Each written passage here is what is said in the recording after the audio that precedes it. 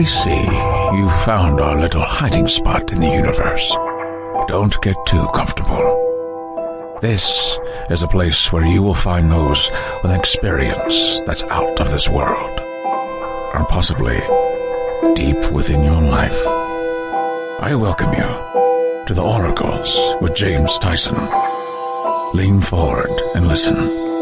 We will pull you into a supernatural journey with guests from around the world, each one experiencing some of the most extraordinary phenomena this wee planet has to offer. Now, here are the Oracles with James Tyson.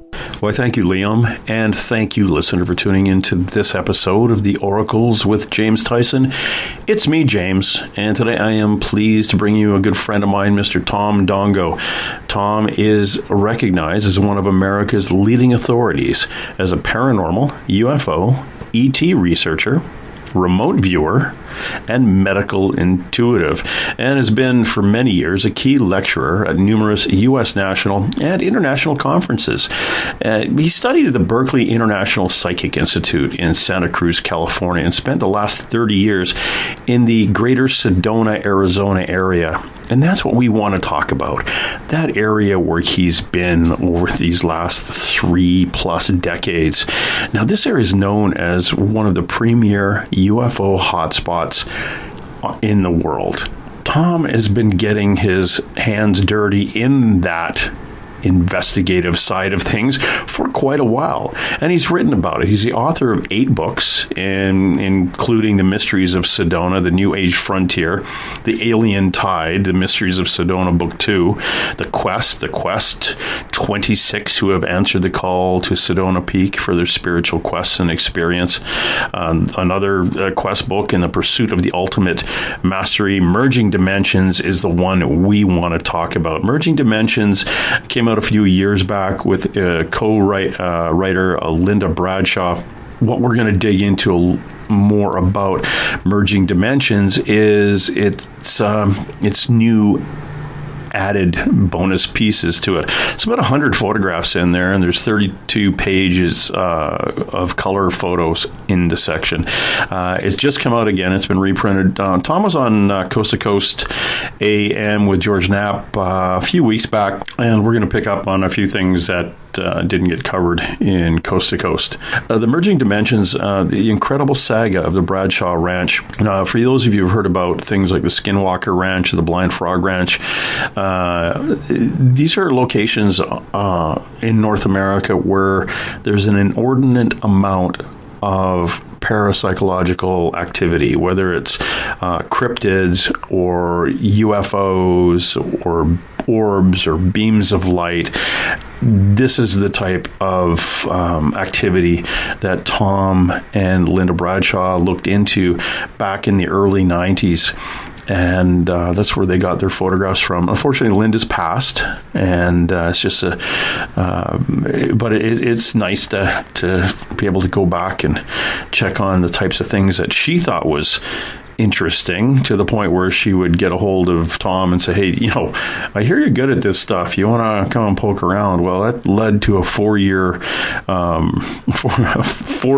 hobby for Tom to basically go out and find out what the heck was going on that location. It's great. It's a great book. Please go to his website, tomdongo.com. And you can click on it there if you want to read about it there and get a copy of it. It's like, as I say, you can get it from the website. Actually, you get a discount, 35% discount on the website, or you can get it on Amazon.com, Merging Dimensions. We are going to talk about his book, Merging Dimensions. We are going to talk about remote viewing. We are going to talk about a bit of his psychic ability. We're talking about the area of the Verde Valley in that part of Arizona, from Sedona west to Prescott, and then and Jerome and Cottonwood, and that area in there where he and his buddies used to literally chase down UFOs. Back in the day with CB radios, and they'd spread out and they'd try to triangulate on these things and find out what they were. And we're going to get him to tell us about some of the things that he's seen, which is absolutely fantastic. So I'm going to go grab him now. Tom, how are you? Well, I'm great, James. Very nice to be on your show. And very nice to have you back. I haven't talked to you for a while, but have actually been out and visited you out in Sedona, actually a little town outside of Sedona. Where were we? We're somewhere between Cottonwood and Sedona on the north side of the highway. Yes. Yeah, it was in Clarkdale, yeah. Clarkdale, yeah. It's I remember the ball diamond there. That's about all I remember. Yep. But interesting. And in our conversation there, we were talking about a lot of stuff that went on in Sedona and a few of the things you were involved in. But, as an author and as an experiencer, you go back quite a ways in that area. Back in the day where you and old-timers like Bob Meyer and others, UFO hunters, used to head out with your CB radios chasing these things down. What got you into doing that? Well, we were there, at the time. There were about 8 serious researchers around here. Now it's really basically just me. But we had CB radios in our cars, so we would spread out around the Verde Valley. And if somebody spotted something, we'd call everybody, and they'd look in that direction. It worked fantastic for a while, but then everybody started moving away. I mean, that's just the way it is these days. So after a while, after maybe 6 or 8 months, we disbanded. But we had at the time it was the activity around here was phenomenal. I mean, it was every night. You could, I've said this many times in my talks, my presentations. You could go out any night between 1987 and 1995 and see something incredible that would change your life. I mean, every single night. So I started cataloging this stuff, and as a result, 3 books have been written about it. Linda Bradshaw wrote 1. I wrote 2. So it's been well covered, and I'm just really fortunate that I was able to document this stuff because it's anything like it has ever happened in the world. Not like what happened here. And we were just talking. I was on Coast to Coast last week for 2 hours with George Knapp, and we covered some awesome stuff. But there was a whole lot of things that we didn't cover, and one of those was when there were about 4 serious researchers around here, and one of them was Claudia Sanderson. And Claudia was a great researcher, and we think a UFO crashed on House Mountain because there was attack helicopters flying around here everywhere, loaded with missiles. They'd be in a straight line, flying treetop level. So me and Claudia and a couple of other people spread out, and Claudia saw 14 attack helicopters on the ground on the other side of House Mountain. They were on the ground. So, and there were plenty of others flying around. Military was everywhere, and these helicopters were armed for combat. So, at any rate, we somehow got evidence that something crashed on Secret Mountain. I mean, it could have been a jet fighter or something secret, but we never knew. But I saw I followed a tractor trailer, a flatbed, with the wreckage on the trailer, and it had a rubber tarp covering the wreckage. It was about an inch thick, and I've asked truck drivers, "You ever seen anything like that? A rubber tarp, an inch thick?" And they said no, never. So whatever it was, and it was wreckage. You could see how it, the stuff was pointing out and all that, So something major crashed on. At that same time. Oh yes, I forgot this. A friend of mine called me, and he said, I have in Washington, D.C., I have a congressman friend, and he called me, and he said, what the hell is going on in Sedona? The military is getting ready to close all the roads, blockade all the roads in and out of Sedona. So I thought, well, there's confirmation right there that something awful damn big happened on Secret Mountain. So it was a wild time. Yeah, that was going to turn it into a little mini Roswell, probably. Lock everything down. Yeah. No, I had yeah, go ahead. You say that was House Mountain or Secret Mountain? House Mountain. House Mountain. Okay. It's an old volcano between Sedona, halfway between Sedona and Cottonwood. And I had a feud with MUFON for about 10 years over this, because they sent an investigator out here, a woman, and with a clipboard, and she went to the fire department, the police department, the Chamber of Commerce. Naturally, they blew her off. So she wrote this big story in MUFON's national magazine that I was a fraud, a hoaxer, a liar, and all this stuff. So I had this feud with MUFON. I wouldn't have anything to do with them for a long time, but I did finally, and I had a great presentation at Hollywood MUFON and one in Orange County. So yeah, that's I've heard some things about MUFON that I like, and some that I'm kind of leery of. Is that they've been around long enough to possibly even been infiltrated by somebody who works on behalf of the government in pushing a lot of this stuff to the side. But, that's a conspiracy theory about the conspiracy theory types. So, I've heard bits and pieces like that. But, in your case, it probably just a lady got shot down. She was upset and wanted to blame you for the trip. Well, the thing is, around here, see, the problem I had with MUFON at the time, when something happens, you can't run out there with a clipboard. You got to grab everything you can, because it's not going to last. Whatever it was, a UFO sighting or something or whatever, you can't take researchers with you and putter around here and putter around there. You got to grab it while it's still hot. And at the time, MUFON didn't do that. You can't go out there with a clipboard and check these things off. So I disagreed with them right there, because I've been involved in so many red-hot UFO incidents and military incidents around here. I just didn't bother with them. So anyway, that's long since gone. And for people out there, if you're ever going to investigate something like this, you start at the point, the actual place it happened, and then go out from there. You don't start from the outside and work towards it, because by the time you get to where it started, it could be shut down, locked up, gone, and everything moved. So you go to the point and move out. Just like any other, it's me being my policeman investigation thing. But start at the point. Yeah. Don't start with the first responders. Their story's not going to change. And so go to the actual point. Get your feet on the ground there, and maybe witness something for yourself. Whatever happened to that? Did it just get eventually kind of brushed under the table kind of thing? Yeah, after about a year, there was no real evidence. So after about a year, it just fizzled out. But I wrote about it, and I had an artist do some nice drawings of the whole thing. So, but unless you have photographs or eyewitness testimony or something like that, and we didn't. We had what we could grab, like the 14 attack helicopters on the ground that Claudia saw over on the other side of House Mountain, where there's nothing. There's 1,000 acres of open land there. There's no houses, so.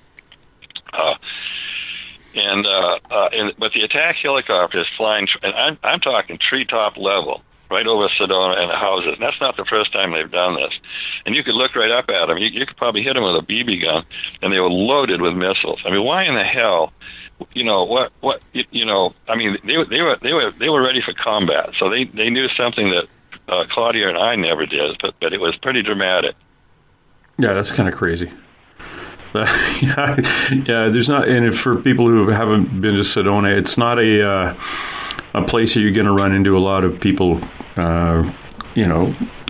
actually even firing guns or getting all excited. It's a pretty rural area, a smaller community, a lot of rural area, but there's nobody out there you want to go to war with.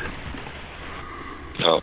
Well, that kind of brings up what we're talking about on Coast to Coast, and it was a great interview with George Knapp, just great. There were about 36 gunpoint incidents in the canyons. It was all military. They were wearing current U.S. military uniforms with no insignia on them. I can talk about that for the next 2 hours. So I was able to. Most of them were second, third person, but a few I interviewed the person. I found the person and talked to them, and this happened in just about there were 7 canyons near Sedona. And this happened in just about all the canyons. People would turn back at gunpoint, and they were machine guns. And they had, at the time I was in contact with some high-level military people, retired, mostly colonels, and a few that were active military. So I had a lot of connections at the time, and I told them the stories. And so something I never did figure out what was going on, but there was probably I know they drilled a tunnel system under Sedona. It went from, I was told later by someone in Washington, D.C., tell Tom Dongo, he's basically right, but the tunnel system goes a lot further than he thought, because I wrote about it in one of my books. And he said it starts at Area 51 in Nevada, goes to Las Vegas, and then it goes to the Navajo Army Depot, which is 6 miles by 5 miles. It's loaded with nuclear weapons. They have nuclear weapons stored there. And then it made a turn to Secret Canyon, and then it went right under the Bradshaw Ranch up to Jerome, where there's 77 miles of dry tunnels from when they took $1 billion worth of, that's a B, $1 billion worth of ore, copper ore, and so there's 77 miles of tunnels under Jerome that are probably still dry and clear. And they 4,000 feet down, 4,200 feet down, which is incredible. That's 2,000 feet. I'm down in the valley. That's 2,000 feet where I am right now. They hit a pocket, enormous pocket of gold and silver, and they dug this out, and it's still down there. It may be full of water now, but I doubt it. So that the tunnel went connected with this big tunnel, which is probably a 50-foot tunnel, connected to Jerome. The tunnel's under Jerome, and then about a year later, it went straight west because people in the Verde Canyon could hear it, the drilling underneath their houses, and so there could be there probably is an extraterrestrial base under Jerome. A lot of weird things that happen there. So there are probably 4 bases here. There's, I think, 2 are extraterrestrial and 2 are U.S. military.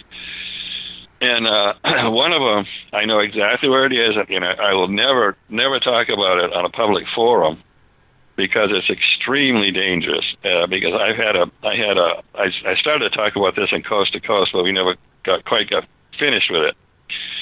But I have a friend that has life threatened twice. The first is a soft warning, and the second time they said you come snooping around here again, we'll kill you. And that's a quote. So, and I knew him well, and this thing is in plain sight. It's surrounded by buildings, so nobody would ever stumble on it by accident. But I know pretty much what's there, and I saw all his photographs that he took about it. And I would never tell anybody. But on Google Earth, it's right there. It's incredible. But you would never know. But there's clues. If you look at one thing and look at another, you go, oh wow, So anyway, that I know exactly where that is, and it's extremely dangerous. And that's whereabouts compared to downtown Sedona would that be? It's about 5 miles from downtown Sedona, straight south. The crow flies. South or east or west? No, I'm not going to say. I'm not going to say because that would yeah. All right, and I'm going to have to go back on Google Earth and sort of track it down myself. Like next time I see you, I'll show you. Okay, you'll see stuff that should not be there, but you go, oh yeah, now I know it. Now I see what you're talking about. Now, you also put on some tours and things around. You include those kind of things on the tours, or is that kind of still kept? Those cards are kept a little close to the vest.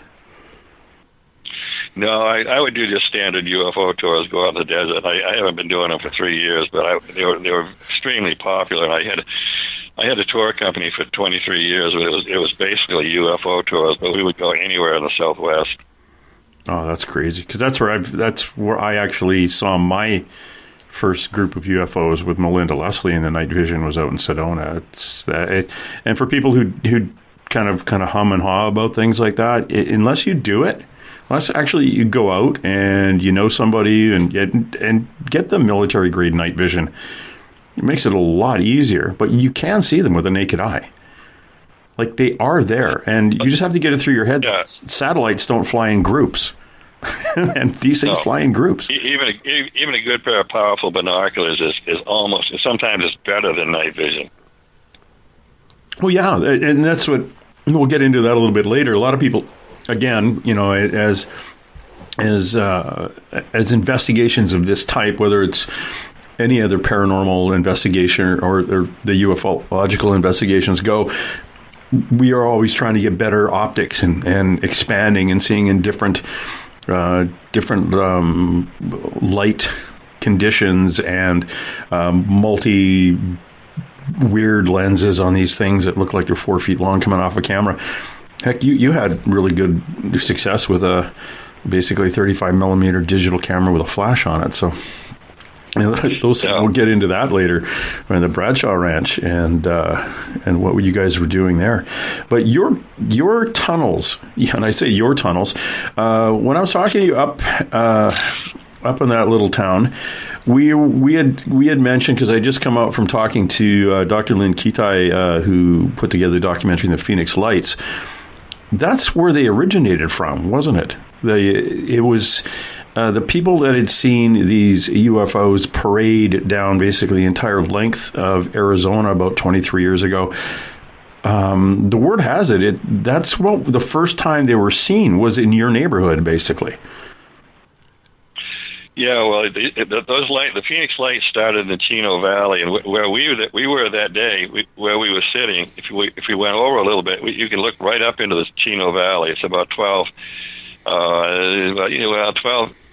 air miles from where we were, and it first appeared in the Chino Valley, and then went south through Phoenix and down to Tucson. Yeah, and that's all same type of, that's Prescott, that's north of Prescott Valley, north of Prescott, Arizona. I always want to say Prescott, because I don't. Yeah, everybody. Because I don't say apricots, I say apricots. But that's just, from Clarkdale, it's straight northwest, basically, from you guys down the highway, down. I think 89E there over to Chino Valley, but the north to Chino. But that area, that entire area from the Verde Valley, and to the next with Prescott Valley, and all those little, we'll call them depressions, the valleys between the mountains you have there, all of them are incredibly active. It has been from I don't know why this area is so mysterious, but it's it probably has something to do with the red rocks are iron oxide, so they're a little bit magnetic, so it must have something to do with that. But the Sycamore Canyon is just a few miles from where I'm sitting right here, and for a long time I wouldn't go into Sycamore Canyon. It's a beautiful canyon. I mean, it's phenomenally beautiful. It's 33 miles long, and there's about 7 springs. There's a wonderful river that comes out of Sycamore Canyon, and some of those springs are just absolutely pure water, thousands of gallons a minute.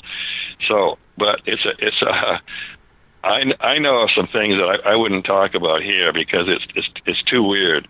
It ties in with David Paulides, and all these disappearances in the national parks. Mm-hmm. But so back in the 1800s, the Basque sheep herders wouldn't stop running their sheep in Sycamore Canyon because there were too many giant hairy men stealing the sheep.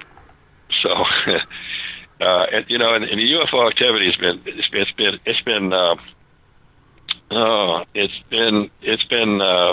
the worst stuff in Sycamore Canyon. The stories I've heard. So, I've always stayed away from Sycamore Canyon, but it's a beautiful canyon. I finally did hike all the way as far as you can go. It's about 6 miles back, and it's a beautiful canyon, and there's a huge Sonawa Indian ruin about halfway back, and the Sonawas disappeared about 800 years ago, and somebody found Spanish armor in one of the little Sinaloa pueblos, and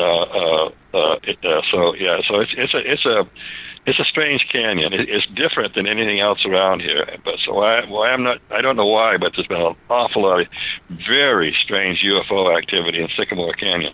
And it's a very interesting place too, because if anyone wants to go there, it's actually a park. It's a wilderness, the Sycamore Wilderness Canyon. It's a park in there, but you traverse along, like if you're going to drive, you traverse along actually the ridgeback of the mountains.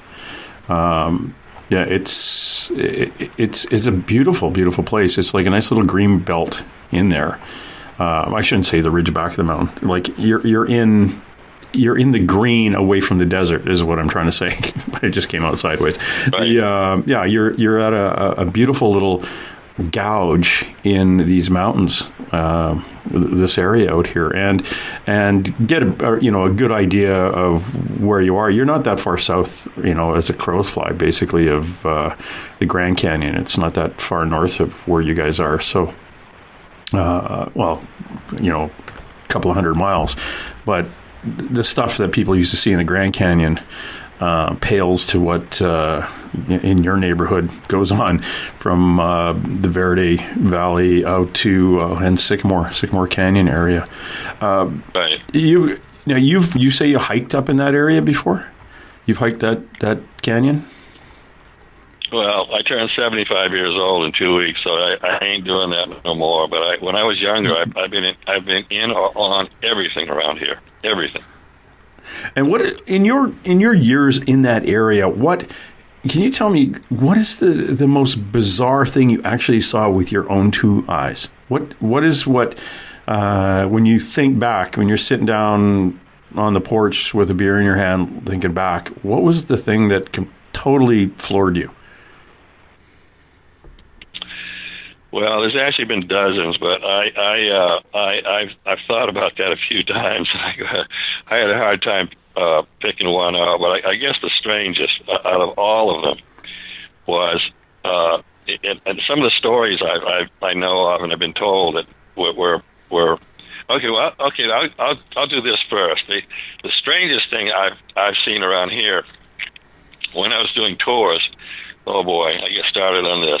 There were actually there was a 2-week period. We watched an alien spacecraft on the ground being repaired. Now I had 8 witnesses with me, and we had 3 movie quality video cameras, and none of them would focus on this ship. So I have a friend who was a colonel in the Air Force, and I said, that had to be an alien, because if it was one of ours, there would have been attack helicopters flying all around it. And he said, agreed. No, that was not one of ours. So we watched this thing being repaired. It had some kind of damage at 5 o'clock. We couldn't see any beings because it was about quarter of a mile away.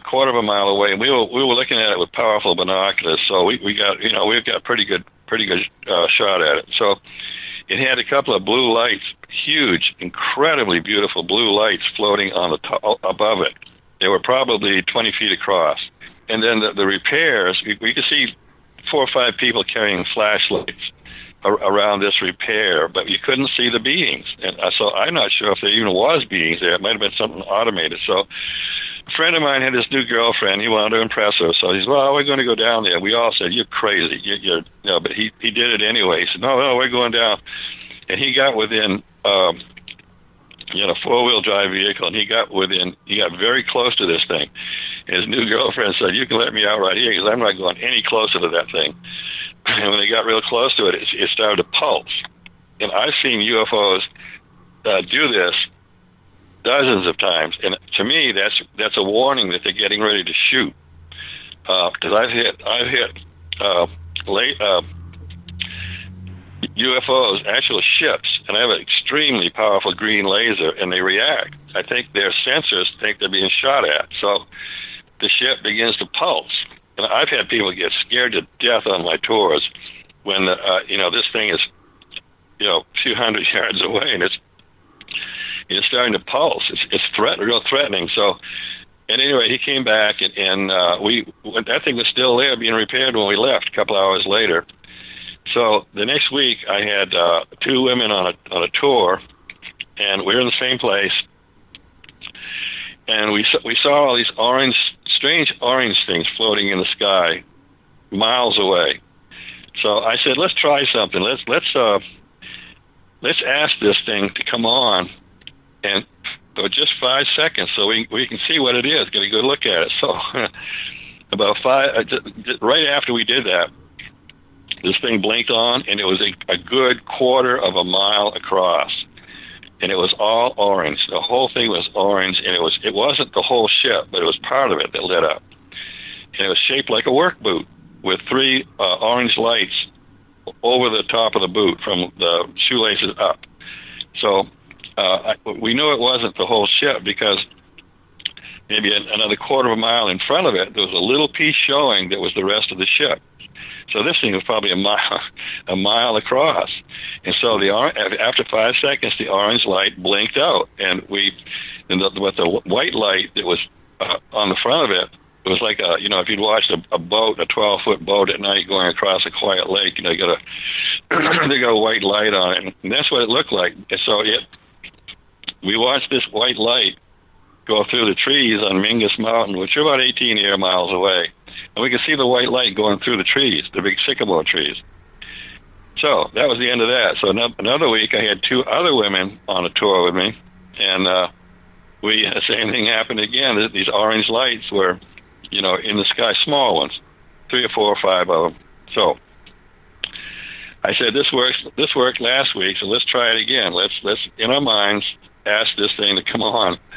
And so if some of these things, I've tried to videotape. I mean, it's just not possible. You're never ready.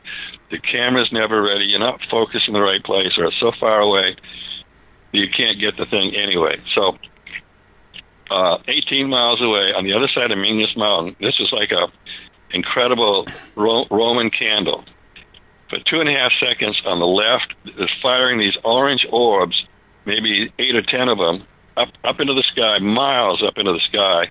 It stopped after about 2.5 seconds, and then to the right, it did the same thing. I mean, it was shooting these balls of light that were a good quarter of a mile across, way up in the sky. They lasted 5 seconds. So they could hear our thoughts and did what they did. So not about the same time, maybe a year earlier or later, we were driving out one night from my spot was my research spot was. There were 6 of us in my van, and the guy's son was sitting next to me, and he said, "Oh, look at that!" Otherwise, we wouldn't have seen it. Everybody was talking, so we saw this thing coming. It was all orange. It had orange rings. It was basically composed of 3 huge orange rings, and it was coming right towards us. And so we got out. I managed to grab a few cameras. We had them all put away in the bag. I did get video of it for about the last mile that it flew. And the camera was all ready to go. And this thing floated like a feather, went right over the top of the van. It didn't clear the top of the van by 20 feet. And it was about 30 feet by 10 feet. And it floated just like if you blew a feather, the feather would float in the breeze. This thing made absolutely no noise, no sound whatsoever. So it went right near Cottonwood, and it turned into a white light. And it went straight up in the sky about 2,000 feet. And I have this on film, and it came back down. You can see it going behind the trees, and it was probably in full view of 10,000 people in Cottonwood, and then it disappeared. So I think it dimmed its light and just flew off. And I'll tell you another story that happened on Bradshaw Ranch. It was the strangest things I've ever encountered doing my stuff out there. One night, Linda Bradshaw and I, it's about 9 o'clock at night, Linda and I were the only ones there. Bradshaws had 7 dogs. If a lost dog wandered onto the ranch, they'd keep it. In front of the ranch house, it was like beach sand. So the dogs, in the winter, the dogs would dig into the sand to keep warm. In the summer, they dig into the sand to keep cool. So it was about 9 o'clock at night, and we heard some strange noises, grunting and growling sounds coming towards us. There's a dry creek that goes in a semicircle almost all the way around the ranch. There's rarely any water in it. So this thing was obviously following a dry creek. So we were trying to decide: is it a mountain lion? Is it a bear?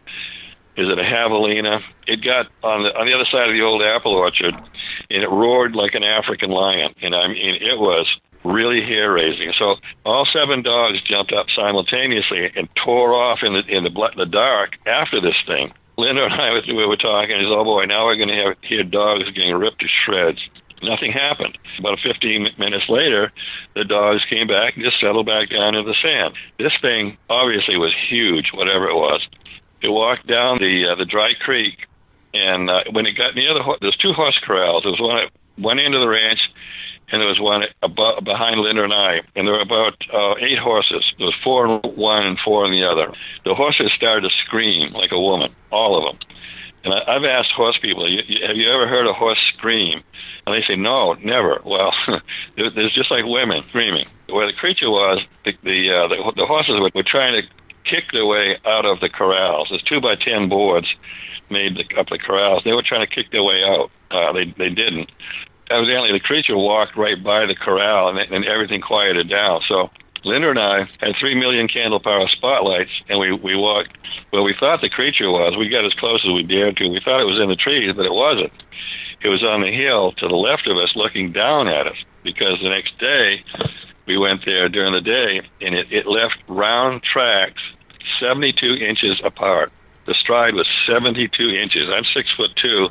My stride is 27 inches. So this thing was walked on 2 legs, and it was enormous. But why the round tracks, we could never figure it out. But we flagged the tracks so you could see where it walked. Unfortunately, those photographs got lost. A bunch of them got lost somehow, and that was one of them.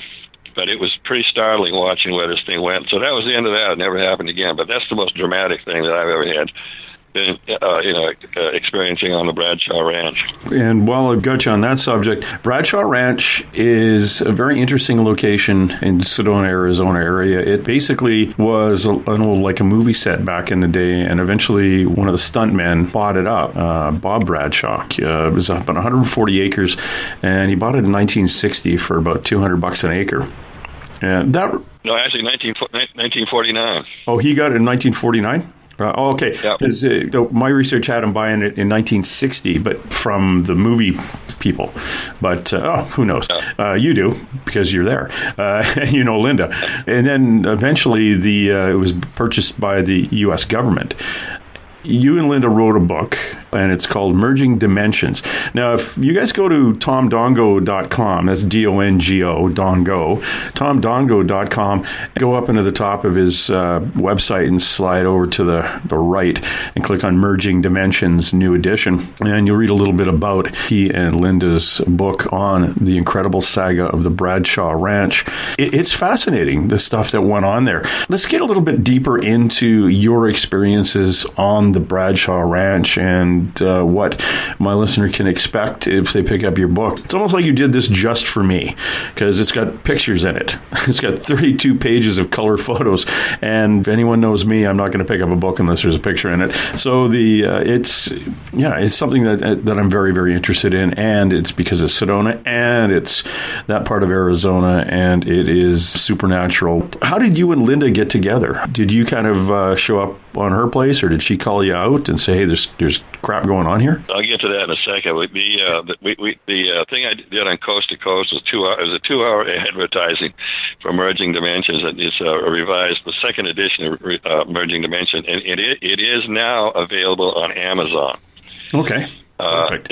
It is now available on Amazon, but if you go to my website, the publisher has given a 35% off discount plus shipping. It's actually cheaper on tomdongo.com than it is on Amazon. Unless you have Amazon Prime, you're going to pay more on Amazon. So tomdongo.com is a better deal.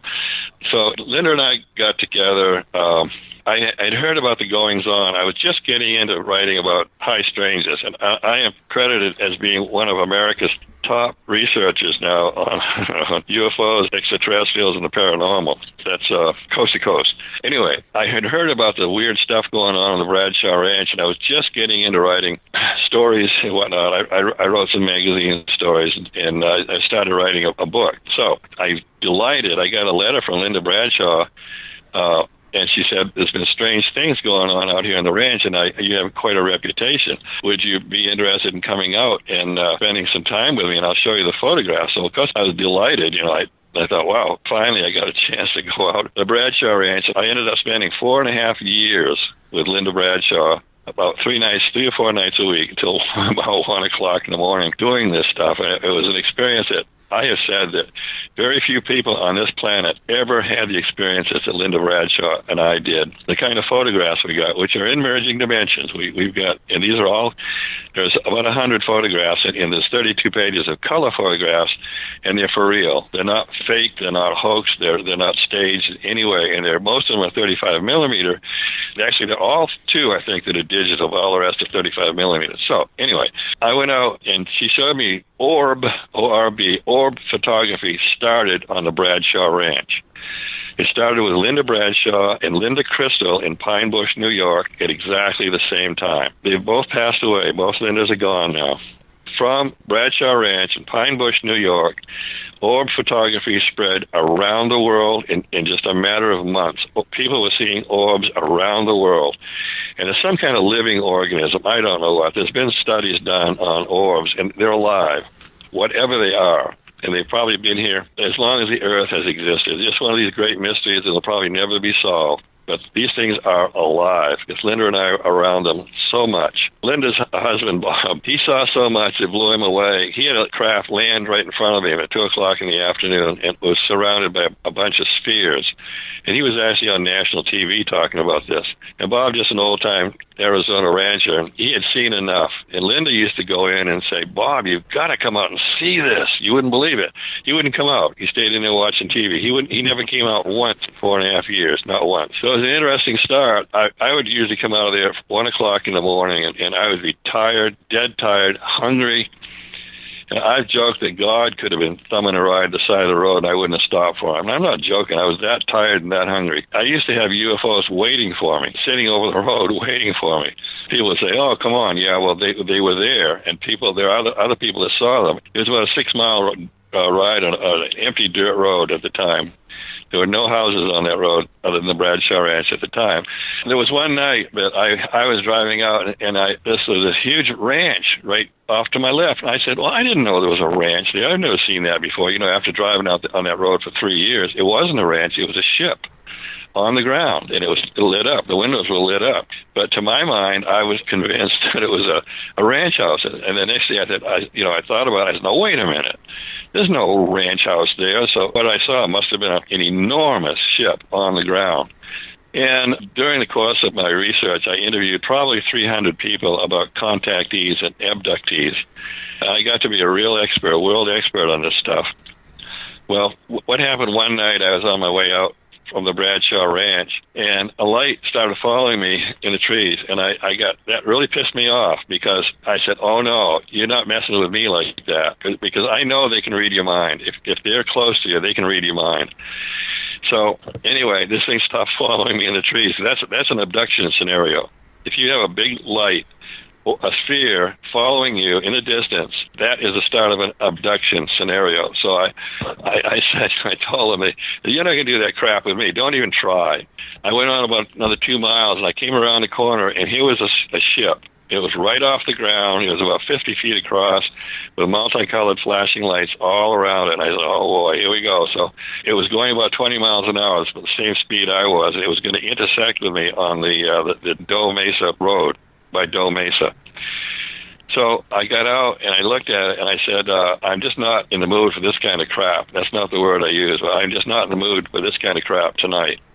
And it stopped dead in the air. And then I realized they had been reading my mind all along. In a second, the thing was gone. It just gone over the horizon. 1 second, it was gone. So I was dumbstruck. I said, well, shoot, what would have happened? I thought about it a million times. What would have happened if I'd have continued and met this ship? It was a good 50 feet across on the road. They wanted to see me. They wanted to talk to me, but they could tell I wasn't in the mood. I was serious. I mean, I would be so tired, so hungry coming out of the ranch. Jesus could be trying to thumbing a ride on the side of the road, and I wouldn't have stopped. And some of the things I've seen coming out of the ranch at night would have scared the hell out of most people. But Linda and I got so used to this stuff happening on a continual basis, and this is one thing I wanted to talk about on Coast to Coast. One night I was coming out. You know how you're in a shallow, crystal clear river, and you'll be walking around, up to your ankles, and a fish will take off real fast, just gone like that. Well, for some reason, these phenomena were red and white. I can't figure that out. But so this red and white fish, big one, took off from out of the bushes and went kind of at a 30-degree slope to my right, and it was like just a giant fish taking off. I'm thinking, well, what the hell? In the trees. But it was there. It was hiding in the trees. So I thought, what the hell? I know, So a lot of that stuff happened, and actually the Travel Channel did a reenactment of my meeting with that flashing light ship, and it was pretty good. Anyway, it's just one of the dozens and dozens and dozens of things that happened out there when I was on the ranch with Linda. That is crazy. And again, if you go to tomdongo.com, check it out and buy your book off his website, you'll get it less expensive, probably get to you just as quick as Amazon, and they won't fly a drone into your house to drop it off. But go to Tom's website if you're going to buy any of his books at Tom Dongo. Well, if it's easy to go to Amazon, they have. We really overstock them with books, so they got plenty of the new version of Emerging Dimensions. They got plenty of them, so no problem with Amazon now. They're all set up.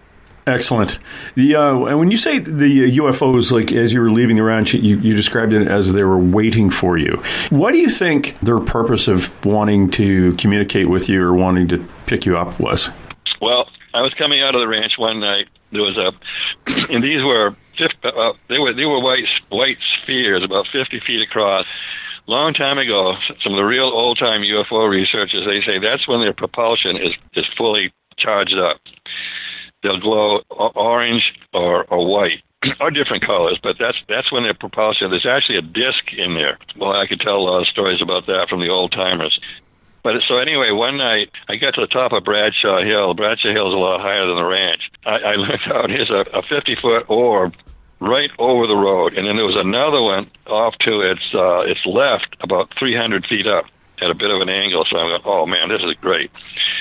I'm not going to drive right into that thing. So I stayed at the top of Bradshaw Hill until I just couldn't stay there any longer. I was just too tired and too hungry. So I started down the hill, and I got about halfway down. There's one spot that was a dip, and when I came up out of the dip, they were gone. Either that or they turned the lights off, and they were just sitting there.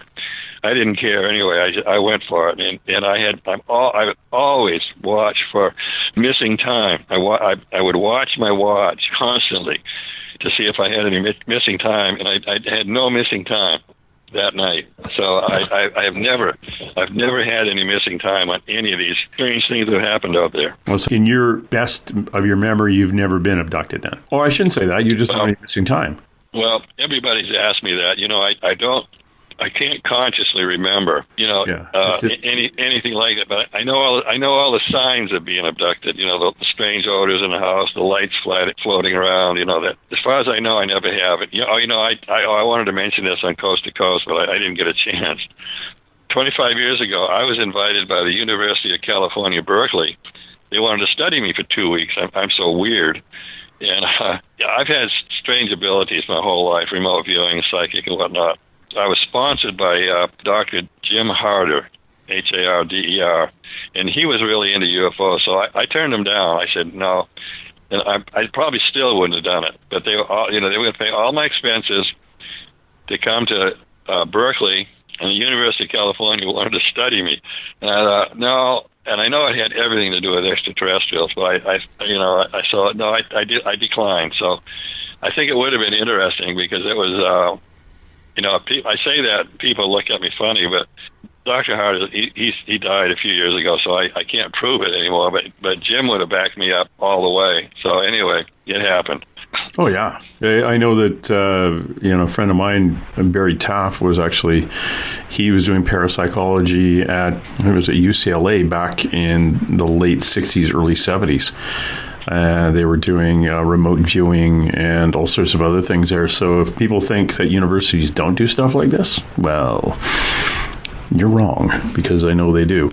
Yeah, well, no, that's all right. But no, I have a note right here in front of me. I got a text from a professor at Stanford University. This isn't going on now, but he was the head of it. And he said, I've been studying your photographs, that basically the ones I have in merging dimensions. And he said, we got the same things. We study the same things at Stanford. He was a professor at Stanford, and I said, well, that's pretty cool. So he said, you know what? Because all along I've been saying it's not the camera, it's the person.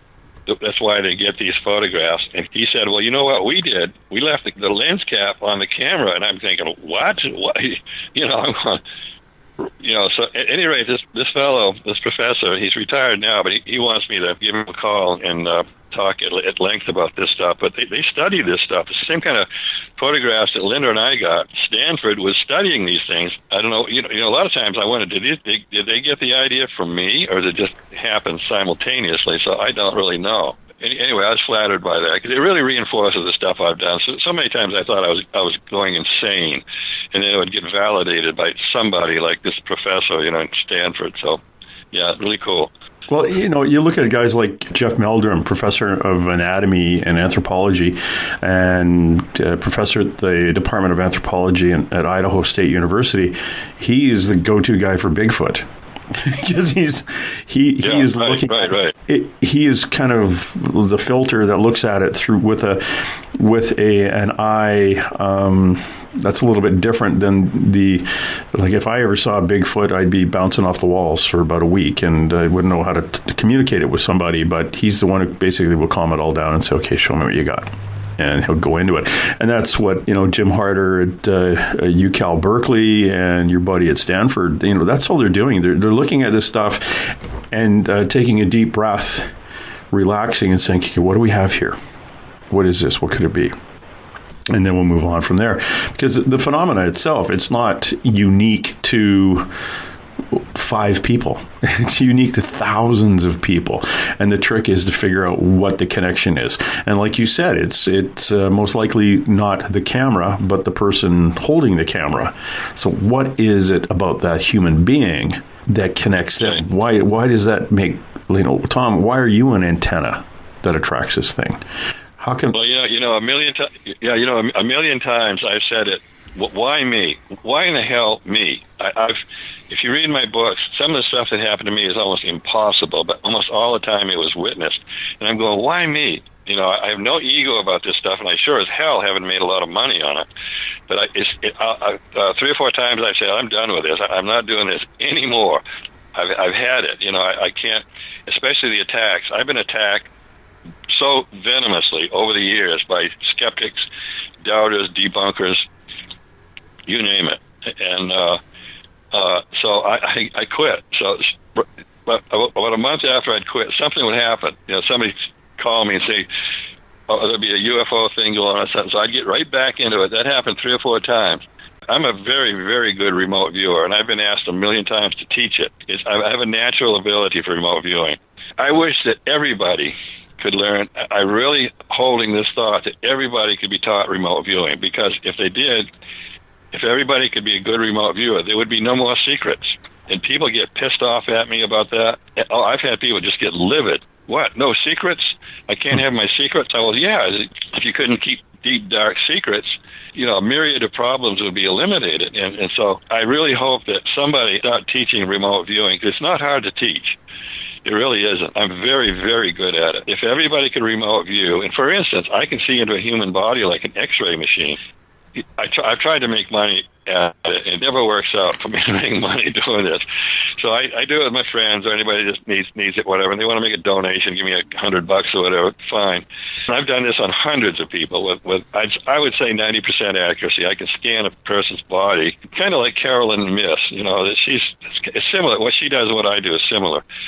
And there's only one other person I've ever run into, Jay Caliendo in Phoenix. Jay Caliendo and I can see into a human body exactly the same way, because I've sat with him. We've talked about it. The interesting thing is I don't see blood. I can go through all the organs, and I can scan somebody's body and tell them what's wrong with them. Oh, you got arthritis in your knees, and you got some minor blockage in your heart. that kind of stuff. Yeah, that can be taught. That can be. I could teach it, but I'm just getting too damn old now. But it needs to be taught to everybody. Can you, Tom, can you look at your own hand and do it, or can you only do it on other people?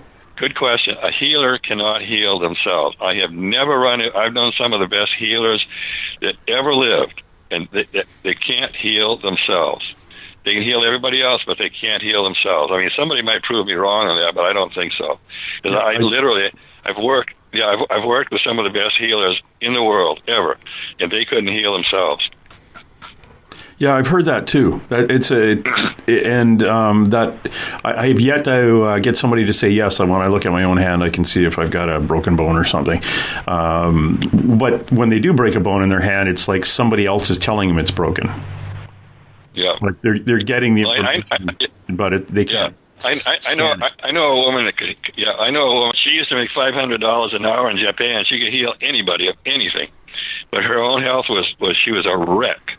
I mean, I'm talking serious wreck. And I said, might just be you absorbed a lot of this stuff that you cured people. And she said, yeah, I agree. I think so. So, but yeah, her own health was really bad, really poor. Yeah, back in the day, there was a term, I think, Death Eater. Some of the healers, they would actually take, like, absorb whatever was inflicting you out into them and then exhaling it and pushing it out. But who knows how much of that stuff was, stayed residual within their bodies. So, yeah, I know. It's like evidently Sai Baba was very good at that. It's too bad he got, what happened to him, what he did. Because Sai Baba was, as far as from what I know, was an incredible healer. But he would do that. He would absorb somebody's disease and then expel it himself. So I'm really curious about that because I wouldn't dare to do it. I really wouldn't because I wouldn't know how to expel it. But evidently the ones that do it are very, very good at it. I've never met somebody that can do that, but I've heard of like Sai Baba. I've heard. I knew about him because I had people who used to live with him. So, yeah, it's strange. Yeah, and he was an Indian gentleman that, if I got the right guy, he passed away about 10 years ago. I don't know. He was a reincarnation of somebody. Is that the guy you're thinking of? I haven't heard anything about Sai Baba for 15 years, so I don't know. But I know people that lived with him. And they saw what he did, and he really did. He was an incredible healer. It wasn't faked. But I don't know. These, it's like. Boy, I don't know. I'm probably going to piss a lot of people off. But John of God, it's miracle. Yeah, right. Yeah, he did miracle healings, and I know people that were there that saw it. He liked little girls too much. I mean, he was because he ruined himself. I mean, it's so these people, these awesome advanced people, human things happen to them, like Sai Baba and John of God. Because I know of some of the healings that John of God did, and it was miracle stuff. So at one point, I'm sure this is true because it came from a credible source that way back when John of God was the Brazilian Medical Association was going to run him out of business. So John of God said, "Well, send me a sickest person." And so they did. They sent him a medical doctor. They had a brain tumor, and John of God took it out with a rusty spoon, the brain tumor, and he gave him the brain tumor. And he had tested. So they did, and he said, yeah. So they left him alone from the story that I know. I mean, it could be, there's so much fake news, but I think this is for real. They left him alone for a long time, and still he, the little girl, teenage girls stuff, and then he destroyed himself. I mean, it got really, really, really bad. So did something evil get a hold of him? So I just don't know. I don't know. Yeah, it's we will know when we die, but right now we don't. Right. Sai Baba, there were claims of sexual abuse by him going back many, many years. He died back. He was 84 years old when he died. In 2011. He's gone. But you look at the balance of this guy's doing.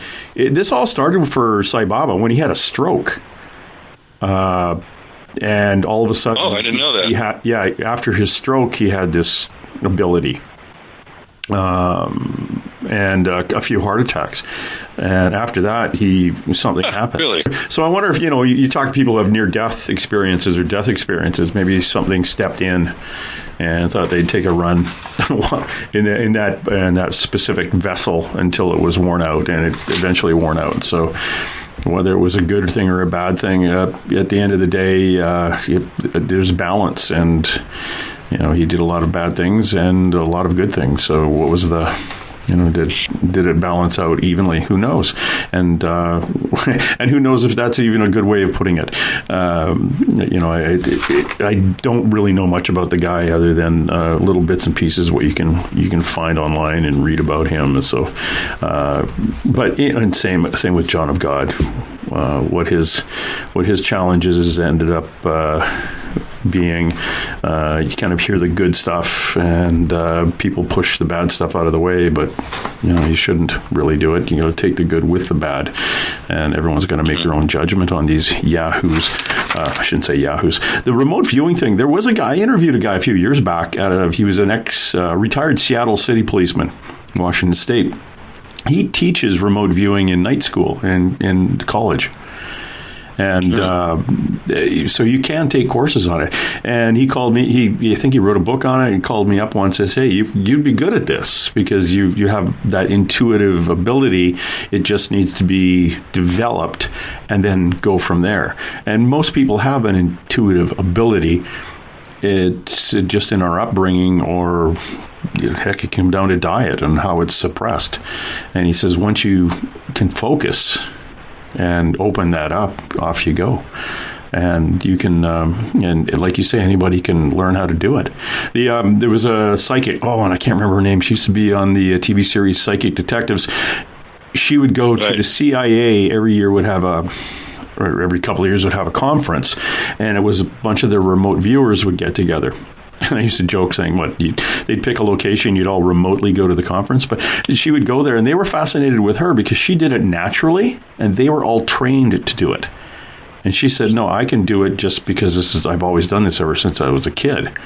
Where they did the remote viewing, where they were given a number, and then focused on the number, and then would make notes of what they were getting from focusing on the number. She would actually shut her eyes and open them, and she'd be in the room and just be able to describe the entire room and who was in it. Well, that was different from the people who were trained to do it. Right. Sitting at with a notepad and given a number. So they were fascinated with her ability.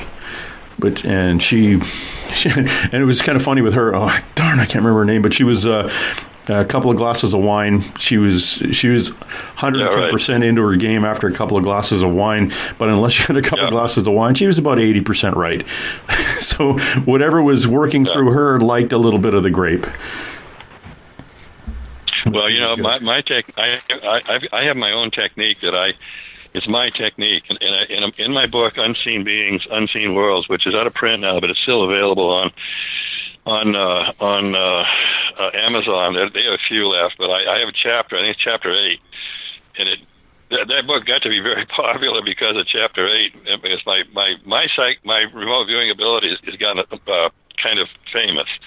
So I've had Ingo Swan and Russell Targan, those guys that developed their technique.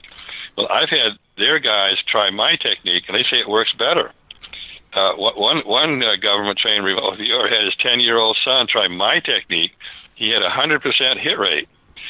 It's so much easier than the government. So it's what I know and what I've used and what I've. I had a friend of mine who's a psychologist, and he studied me for 6 months. We did study. He was in Durango, Colorado, and I was here in Sedona. And we experimented for 6 months, and he totally validated my remote viewing ability. We would do tests. Oh, and I'll tell you this: how much time do we have left? Oh, we got about half an hour, 20 minutes. Go for it. Geez, we got. All right. I had an experience where I would go to Tom's house, the psychologist in Durango. He lived up on a mesa in Durango. It's a beautiful spot. I loved that house. He had to sell it. So I would appear by his office window above his driveway. And I'd go through his office window. It's a strange experience. It's like kind of like a dream. I would float through his window, go through his office. He had a spiral staircase, and I would go down the staircase, and then we'd do whatever we were going to do. And I discovered that if whatever he put in the sun, I could see in detail, no problem. But if he moved it over into the shadow, I could barely see it. So one night we were. This is probably 15 years ago now. No, it's probably 20 years ago. We set this thing up, and we said 7:30. So we were gonna continue the test. So I came there an hour early. I didn't. So just for the heck of it, and so I went through his office window down the stairs. About halfway down the stairs, I got panic like I've never experienced before. I felt threatened. I felt something was going to attack me. So I stayed there for a while, and I can do a psychic scan. I have this ability to scan like radar, and I couldn't find anything. So I went down. I sat. My body's down here in the Sedona area. I live in Cottonwood, Arizona now, but So I went down, and I'm sitting on his steps at the bottom, just like my body's there, and I'm watching him cooking, and I'm smelling. You can smell. Remote viewing, you can smell smells.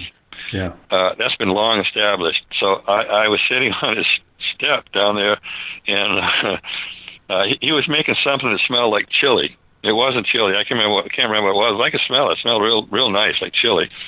He had a red, checkered black and white shirt on, cowboy boots, blue jeans, and some other stuff. And I watched this for a while, and so then I called him. I said, Tom, I've been sitting here for half an hour or an hour watching you doing what you're doing. And I said, what's that stuff you're cooking? It smells like chili. I think it was spaghetti sauce. He was a gourmet chef. So I got everything right. I told him what he was doing, the whole deal. And so I said, hey, Tom, are you here alone? Because we had this deal where it was just me and him. So I said on the phone, Tom, are you the only one here? And he kind of sheepishly said, no, I invited my next door neighbor. And I said, where is he? And Tom said, he's over there sitting on the couch. I couldn't see him. I don't think the man had a soul. I said, Tom, I can't see him. But he's right there on the couch. And it scared the hell out of me. I've never had a scary feeling like that in my life. I could see the couch, but I couldn't see him. So was he a being, a soulless being? So anyway, we got on with it. I really was ready to split at that point. So we did the test. So he wanted his neighbor to witness it, and I wanted to just be done with it. So I got it about 80% right. He was take this stuff and put it on a table, and I'd look at it and I'd tell him what it is. And the funny thing is, his dog, one of those little Scottish dogs, those 10-pound Scottish dogs. The animals could see me. They'd follow me around, and the birds. He had a bird. It was like tropical bird thing on the outside of his house. So he liked, and it was humidified. And, he had all these tropical birds, small ones. I would go in there, in my mind, remote viewing, and the birds would watch me. They'd fly right up to me and look at me. And I said, you little buggers, you can actually see me. And his dog would follow me around. so they could see me, and in remote viewing, it's like a dream. It's kind of like you're dreaming, but you're not. So I got lots of stories like that. But yeah, anyway, that's fascinating. We were talking to Tom Dongo. Please go to his website, tomdongo.com, and look at some of the stuff he has written and what he can do. And we're just talking about a little bit of this remote viewing and his ability to do it. I'm wondering if, it's weird. I wonder if some alien beings don't have, or maybe he had a soul, or I don't know. Maybe could he have been like somebody who wasn't from here, an alien, or have you seen during remote views? Have you seen alien beings? Oh yeah, I'll talk about that in a minute. Yeah, and I can teach people how to do this. I've done it. Well, no, his neighbor had been there for a long time, a lot longer than Tom. So no, he was just. I have no explanation for it. I have no idea why I couldn't see him. But I looked at the couch, and it scared the hell out of me. Because Tom said he's sitting right there, but I couldn't see him at all. Nothing. So, you asked about it. Okay, getting back to remote viewing. Remote viewing is not a psychic ability. It's something that anybody can learn. I've taught lots of people, but and true, there are people that can't get it. I've tried. There's a few people I tried to teach, and they couldn't get it. Just couldn't. It wouldn't. Just wouldn't. Vibe with them. So remote viewing is anybody can learn it, because it is not a psychic ability. It's something that can be taught. So you asked about extraterrestrials. I'll tell you another true story. I was. Like I said, I used to think I was insane. I said, I've got to be crazy to be doing this stuff. So I would go out into space and find an alien spacecraft and visit with them. And it's not hard to do. You just go out, and you're not imagining it. I tell people, you're not imagining this. You're really doing it. And some people get so scared, they say, oh, no, I can't do it. I can't do it. Stop. I'm not going to do it. Yeah, okay, fine, whatever. Suit yourself. But so I would go out into space and find a craft. I'd find a ship, and you get close to it. And, I'll tell you an interesting part of this story in a minute. So I would get close to this ship and go a little bit closer, and if it felt good, keep going. You got right up to the ship and it felt good, keep going. But if you felt threatened, get away as fast as you can. If you felt that this thing was dangerous, get away from it as fast as you can, and find another one that's friendly. So I would do that. I would go through the walls of the ship, and they'd look up at me. They'd say, "Oh, another damn human," and they just keep going about their business. So I'd float around this ship and look at their chairs and what because I had no idea what the instruments were. But I would look at anything, and they were usually soft colors, soft whites or something, very, very easy on the eyes. And they'd be busy going about that. And these were not human. They were humanoids. All these ones that I ran into were humanoid. And one time I was I get a little bored sometimes. I get a little funny about this stuff. But there was I asked one of the extraterrestrials. Totally not human. I said, "Would you let me probe your mind?" And he basically said, "Sure, have at it." So I'm right in front of this extraterrestrial, and I'll tell you something really interesting in a minute. So I as best as I could, I probed. This being was probably 3 million years ahead of us, or more, and so I psychically probed his mind. I used to be very good at that, but I was in a bad car accident. I've lost some of my psychic abilities.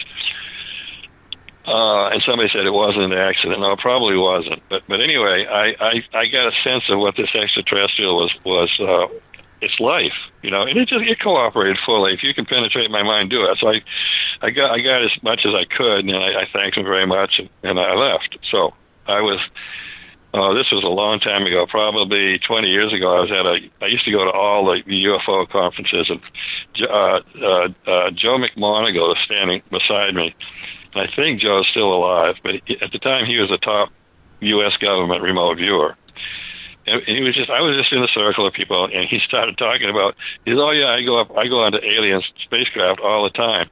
And I'm thinking, well, damn, I'm not crazy after all, because the government's top remote viewer is doing the same thing I am. So anyway, so Joe went on to this alien craft, and they warned him. They said, don't come in here. So he ignored them. So they warned him twice, and they said, we're not going to warn you again. Leave.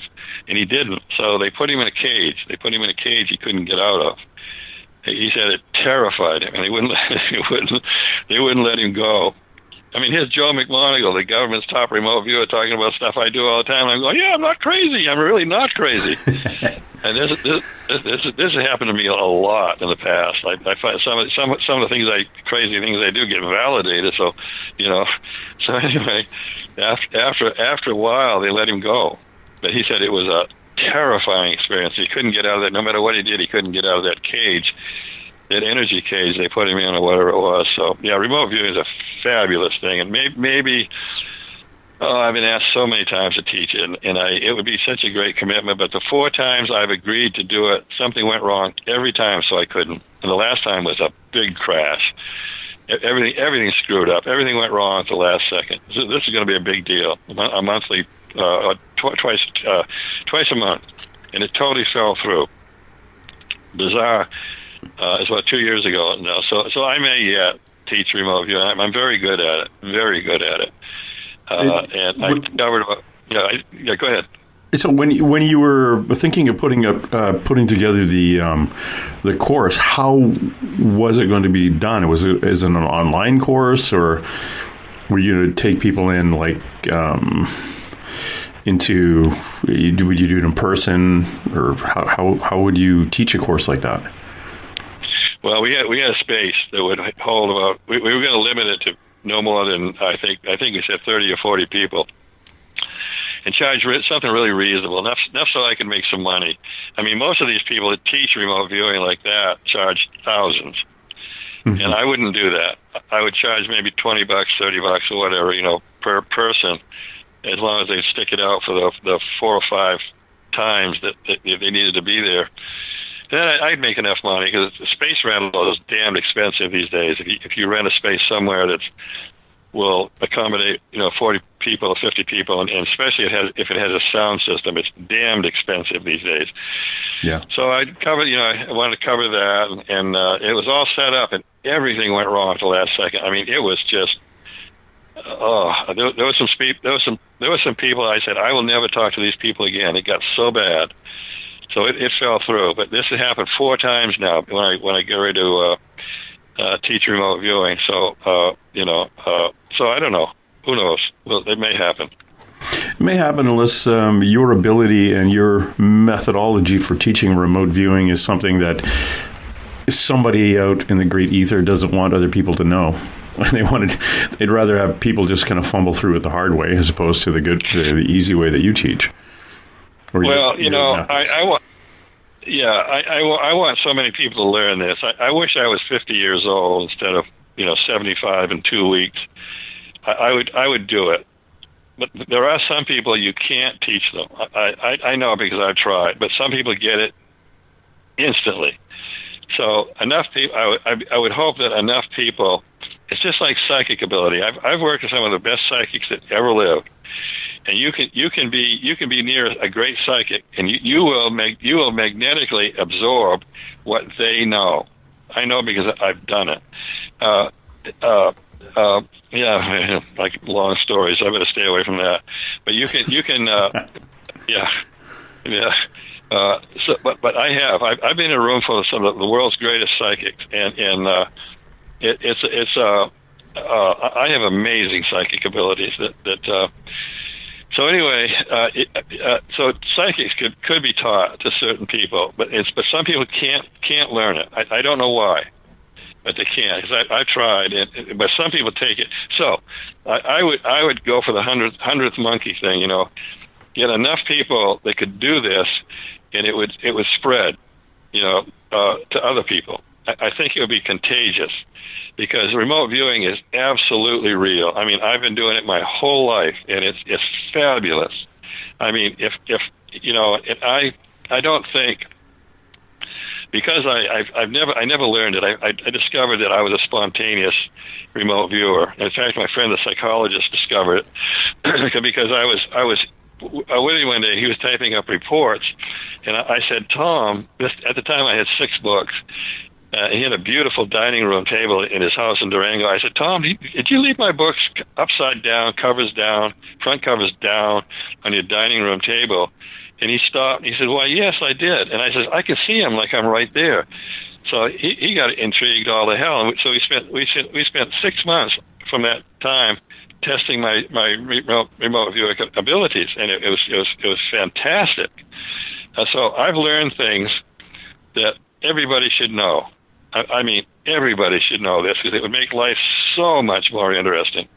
It opens you up to a different world. I mean, a whole different world, because you have an ability to see things that you normally can't see. So anyway, maybe it'll happen someday. Oh, that'd be fascinating. I'd love to do that.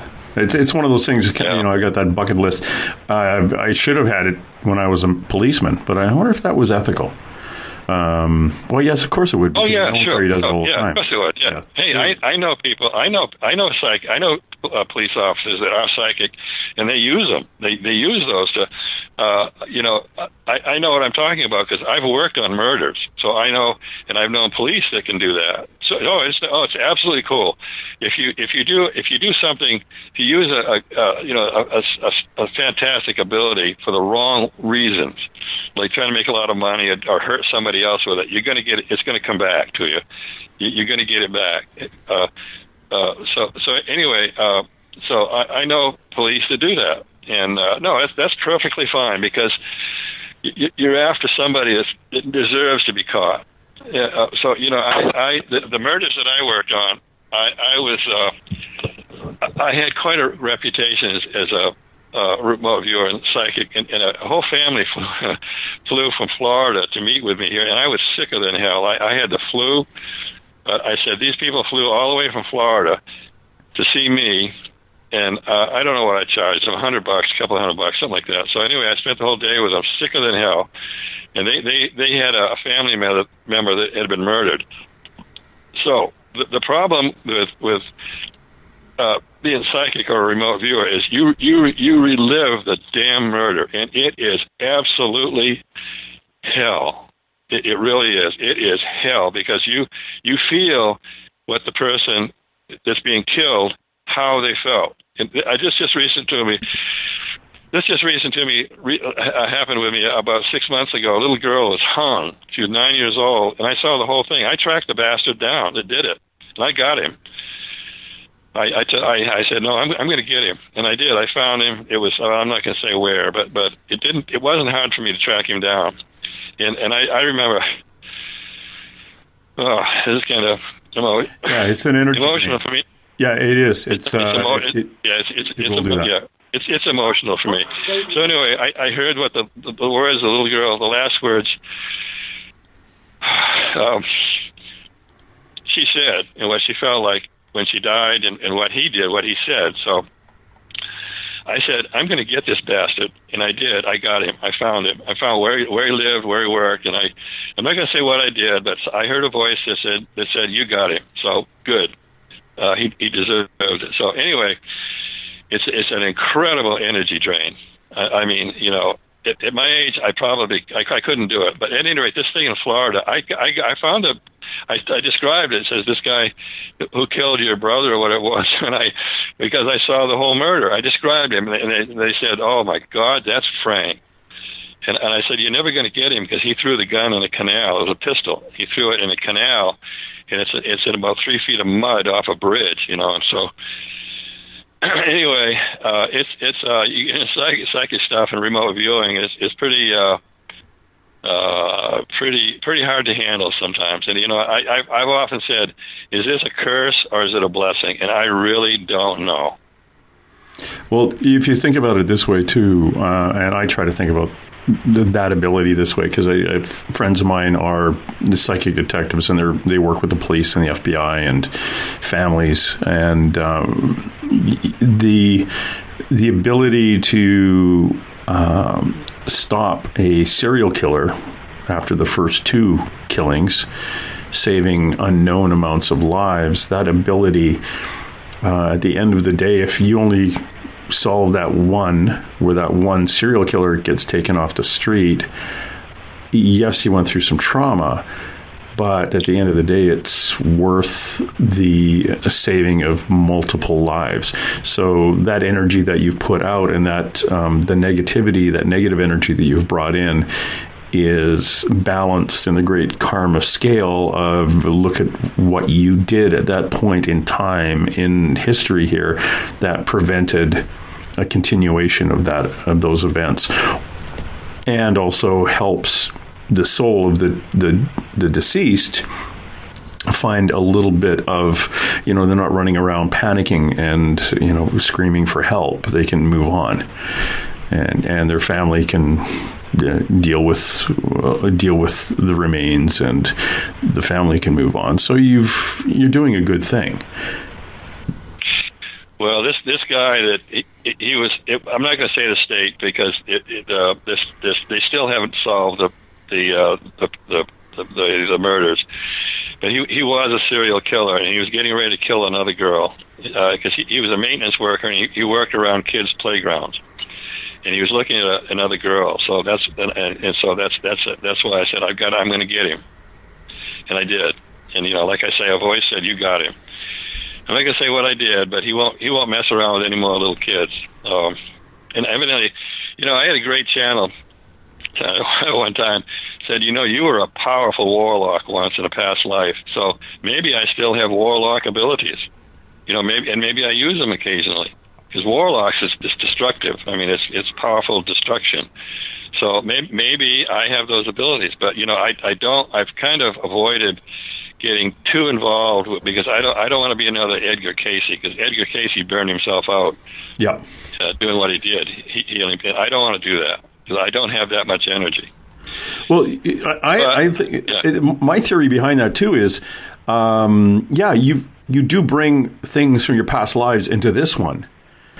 And as we go from that past life into this past life, you grow. You're stronger coming into this one, even though you're a warlock or whatever in that life. Yes. Your vibration's a lot stronger in this one, and it will be a lot stronger in your next one until you become who eventually we all become. But if you were to,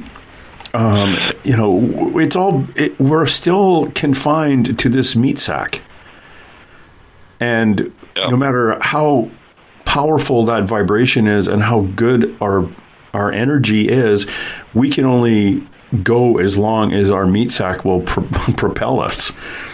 Then we move on, and eventually we get another one. So I'm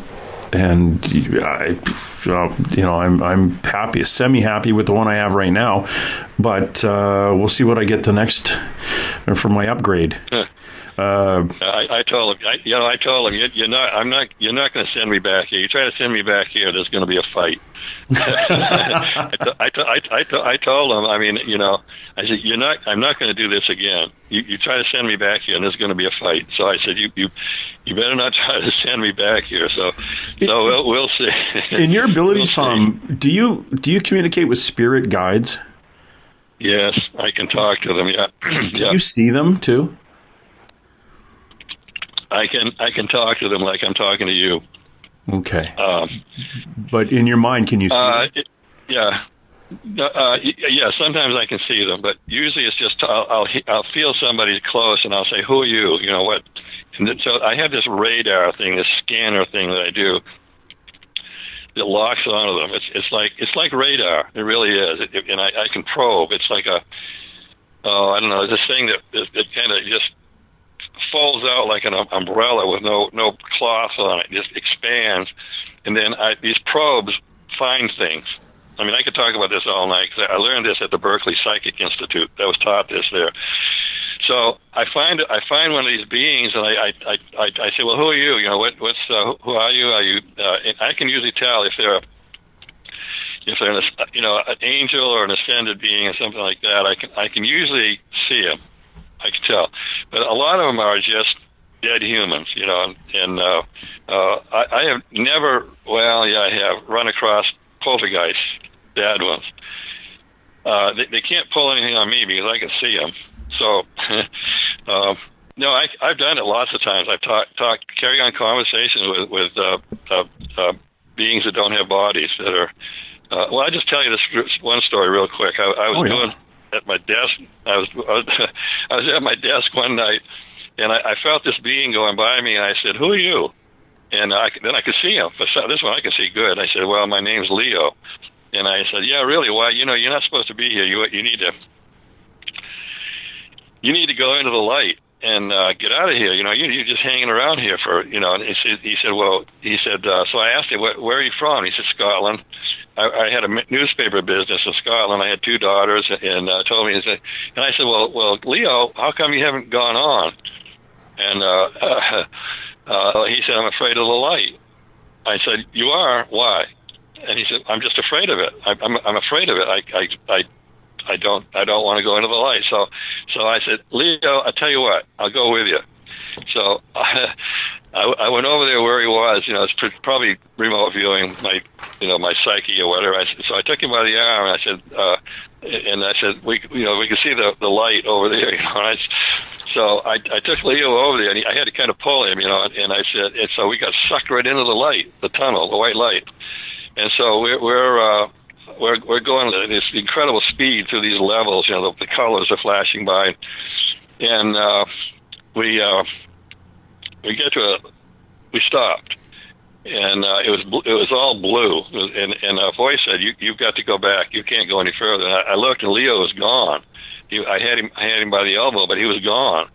So they sent me back. So I ended up, you know, back here. But, you know, I do stuff like that. I didn't care. I was just going to, let's go on, Leo. Let's go into the light. Let's do it. You know, so it was quite an experience. We've done that with a friend of mine who remote views houses, or she's a psychic and takes a deep breath and will show up in a house on the other side of the world where someone's having a ghost problem and walk in and identify all the ghosts in the house. And then cool. Through her, I interview the dead person to find out why they're still there. And we eventually, the light kind of shows up inside of Skeeter, the psychic, and they walk into her and go. And Tom, this is fascinating. We crossed a lady from a Chinese lady here in the Pacific Northwest outside of Vancouver, British Columbia. She had followed a First Nations woman who was collecting crystals on a creek bed up in an area where some railways went through, and there was some smaller Chinese communities back when they were building the railroads. And this woman, the ghost of this 80-something-year-old Chinese lady, followed this woman home and was occupying one of the rooms in her house. Well, we identified that we were talking to the Chinese lady, and of course in English, because it's like you just communicate no matter what language they speak, and through the psychic. And the psychic said, okay, she wants to cross, and she was very important in the community because there's a whole bunch of Chinese men. She was very important to a large group of Chinese men, like she was ran some group or whatever. And she said, well, I'll cross. I just want to take my tea set with me. So she stood there. The psychic is relaying, well, now she's got a tea set in her hand, and she's wrapping it in cloth. And then the psychic went quiet, and she said, it's really weird. I feel really wobbly. I don't know why. And then she paused and said, I'm standing on a boat in the middle of a river. So where a lot of people, we just, nowadays, in our culture, we go, quote unquote, to the light. We realized then that was her traveling to the light. She crossed the river because in her culture, she crossed the river to get to the other side. So she was shown whatever it was she needed to move. Even though we all go to the same place, it is our perception is different depending on our belief system. If one person crosses a river, another person goes through a light, it's all the same place, but that's what we are shown to make it comfortable for us and our beliefs to cross. Yeah. That was fascinating. Yeah. That was really cool. But I like doing that. I'm the type of guy that will, if somebody pisses me off and has an old haunted hospital somewhere in the U.S. and is going to charge a paranormal group $500 to come in and talk to the dead people that are trapped in the place and offer them beer, I may remote view the hell out of that place and cross everybody over. Because I just don't like dead people being used like that. That's called charlatans. Yeah, no, that's unfortunately there's a lot of that goes on, and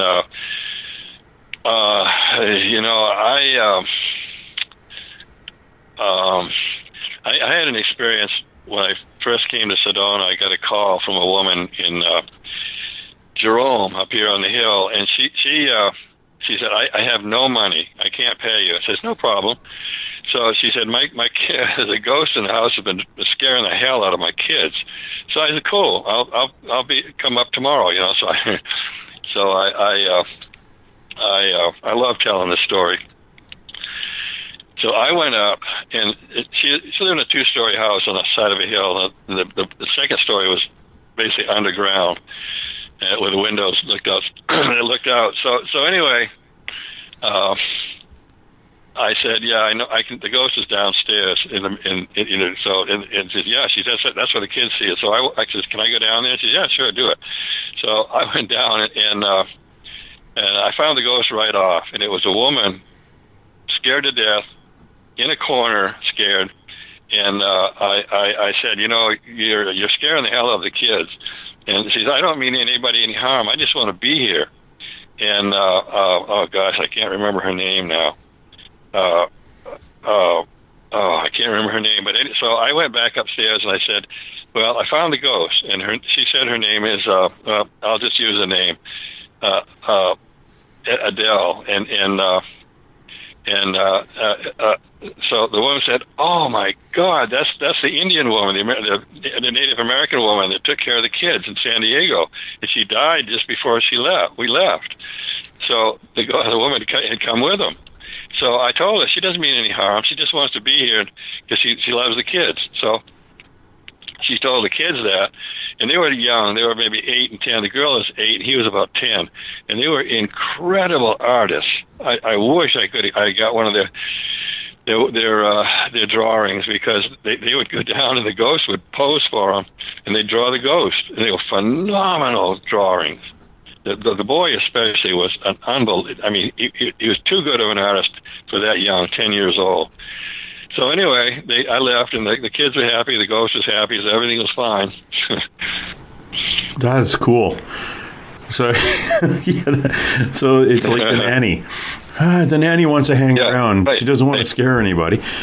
That is very cool. And so I guess they didn't recognize her when they were scared, but when that fear kind of went away, everything, the energy relaxes, and then they probably recognize her as being the caregiver from years earlier, or what they could remember of her anyway. Well, a ghost can feel weird. I mean, when they're, I'm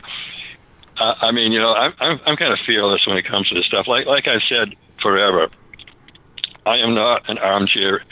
I am not an armchair researcher. I hunt them on their turf. I always have. I've always done that, and I've never been hurt in any way. But I go after them on their turf. So a ghost can feel pretty creepy when they're close to you. And so I look at them and I say, sometimes they won't talk. I can't get them to talk, and some of them they won't shut up.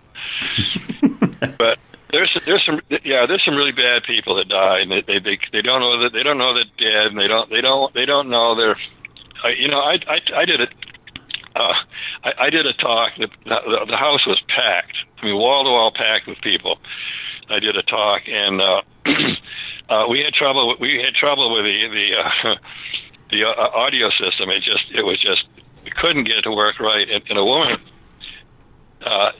really nasty, yelled, "I didn't come here to pay my money to hear you mumble." Well, it pissed me off.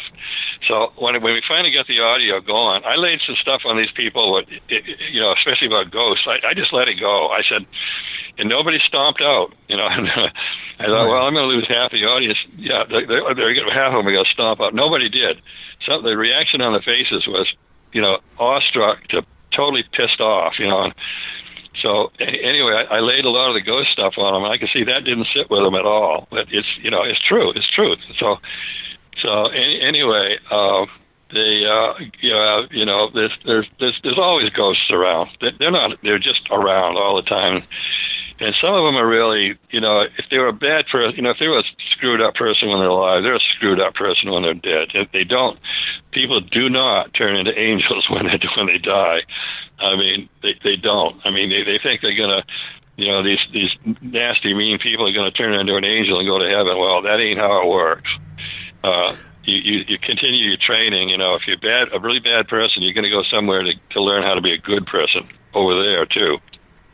So, we find that the 4 reasons people don't die or don't cross over are their children. The number one group are the children who literally maybe die in a hospital, and their great grandmother comes through and says, "Okay, Billy, come with me." They go, "Screw that! I'm waiting for mom and dad." And so they don't leave. And the other ones don't know, like you say, don't know they're dead. We get those in car accidents or in war. Or the other ones are, they still think they have some work they got to do. That's why you find a lot of nurses still in some hospitals helping the dead who haven't crossed because they don't know they're dead, and the nurses are there. And the other ones they hold back because of a religious fear. Like, well, okay, that's the light? Oh, crap, I thought I was just going to turn into bug meat, and now I'm going to go to a light, and now, I coveted my neighbor's wife, therefore that's a 10 commandment. Yeah, I'm going to go to hell. I'm not going.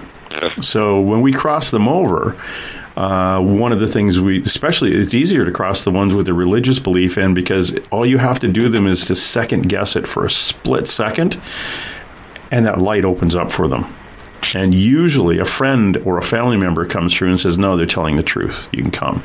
And what we do is we tell them that if Jesus died for your sins, why would you still be punished in death?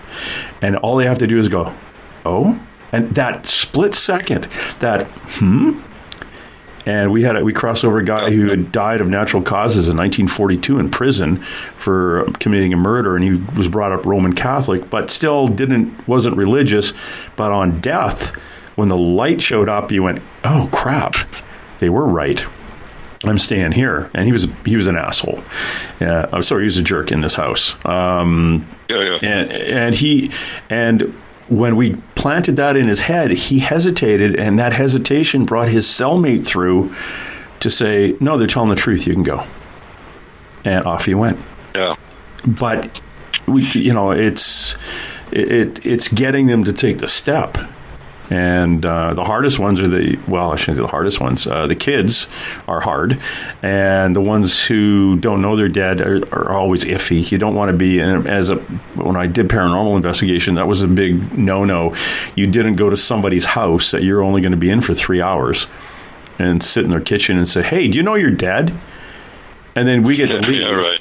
And that poor ghost is like flying around the house, opening and closing cupboards and screaming for the next month. That's why paranormal investigation teams, I dislike a lot of them. Most of the ones, if not everyone I was on, because they would go to a residence that someone said, "Oh, this is haunted." You'd go in and go, "Yeah, it's haunted," and they'd listen to all the evidence. And then want to come back next week to show more people that this place was haunted. And it's like, you're not really helping. Are you going to cross it over? Oh, no, we're not going to cross it over. Like, we don't know how to do that. Well, then don't. Like, if you're going to phone a paranormal group and want them to come and check something's haunted out, you figure out what they're going to do after they confirm it's haunted. And most of the time, if you think it's haunted, it is haunted. It's just one of those things. I went on a paranormal investigation with a group in Gettysburg, Pennsylvania, town. Yeah. There's a house from the 1700s where there was a murder a woman was murdered back in the 80s. And she's still in the kitchen, for goodness sakes. And nobody lives in the place because it's, and the paranormal group rents it out and takes the tours there to talk to the dead person in the kitchen. Oh, jeez.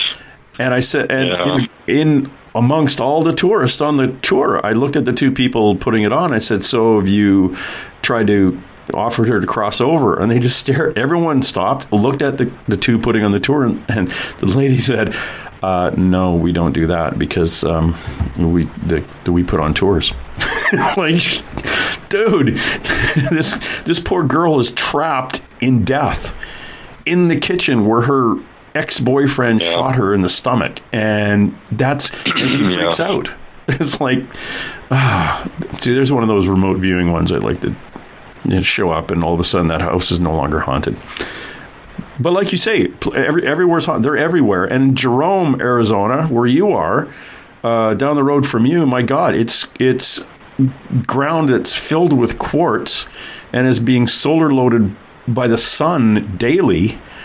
And if you want to see them, they sure can draw energy from around them to be seen and to be heard and to, lift things and throw things. Jerome is wonderfully haunted, but it's not more haunted than anywhere else. It's just that you can see them there easier. Yeah, Jerome has 7 buildings that are on the National Registry for haunted places. Yes, I've been into one of the old hotel up there. I went in. It's not an old hotel. It's an old hospital that is now a hotel.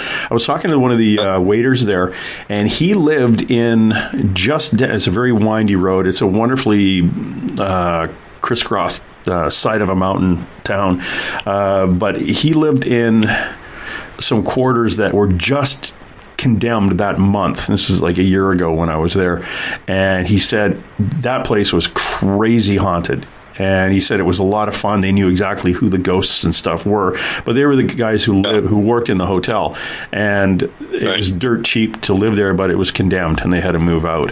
But yeah, Jerome's a wonderful place. Cottonwood, again, lovely town. Sedona, if anybody hasn't been to Sedona, Cottonwood, Jerome, Prescott, Arizona, you got to go. This is a life-changing experience when you actually see a UFO and know that it's not a whole bunch of satellites, or that it's not something that's of Earth, and trying to get your head around it. It does change you and does open things up for you. And Tom Dongo, thank you very much for coming by. Go to his website, tomdongo.com. Check out the book that we were talking about, Merging Dimensions, the incredible saga of the Bradshaw Ranch that he and the late Linda Bradshaw wrote. It come up to special editions, 32 pages, color photographs in there. Get a discount if you go onto the website, tomdongo.com. Tom, thanks again for coming out. Yeah, it was a great pleasure, James. Thank you. Watching you while you sleep all alone.